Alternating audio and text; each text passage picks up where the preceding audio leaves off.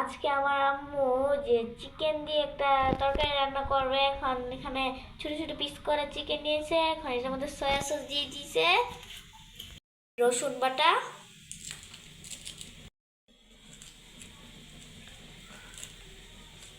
আদা বাটা, লবণ দিয়ে মেখে ফেলবো, হলুদ গুঁড়ো মাখাইতেছি, মাখিয়ে ফেলতেছে। এখন একটি কড়াইয়ের মধ্যে সরিষার তেল দিয়ে দিব। এখন চিকেন গুলা দিয়ে দিব।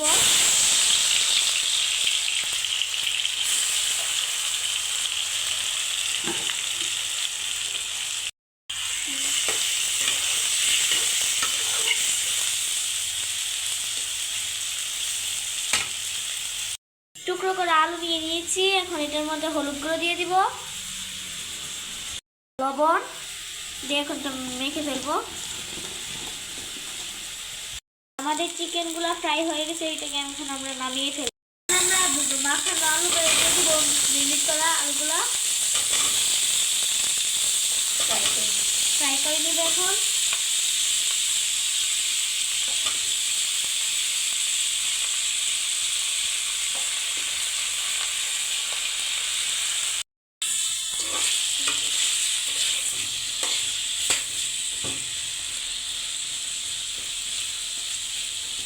আমাদের আলুগুলো ফ্রাই হয়ে গেছে, এখন এটাকে আমরা নামিয়ে ফেলবো।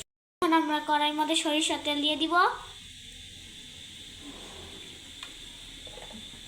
এখন তেজপাতা দিয়ে দিব, দিয়েছি, দারুচিনি দিয়ে দিব, একটু এলাচ দিয়ে দিব, পেঁয়াজ কুচি,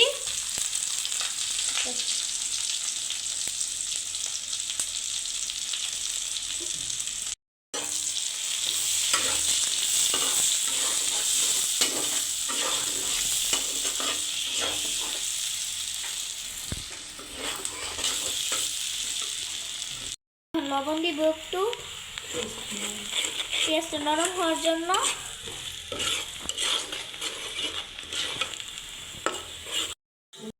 রসুন বাটা দিয়েছি, এখন পেঁয়াজ বাটা,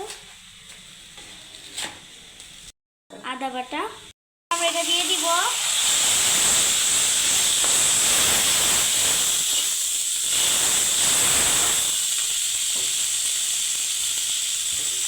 হলুদ গুঁড়ো,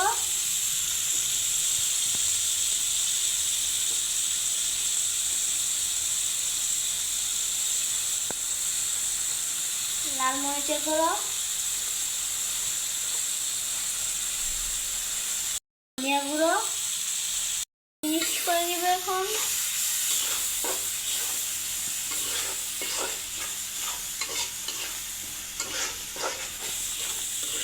ফ্রাই করা চিকেন আর আলুটা দিয়ে দিব। এখন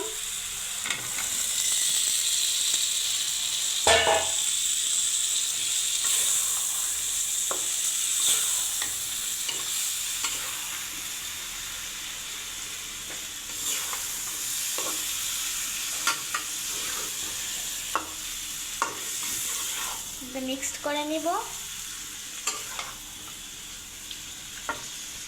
এখন এটার মধ্যে একটু পানি দিয়ে দিব।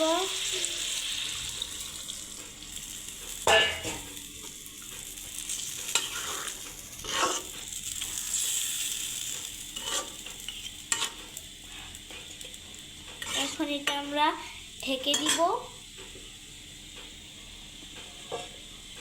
এখন ঢাকনাটা খুলে দিব।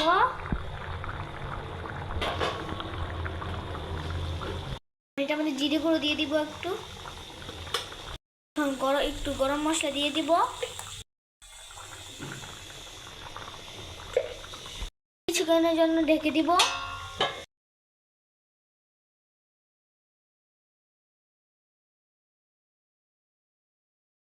ঢাকনা খুলে দিলাম।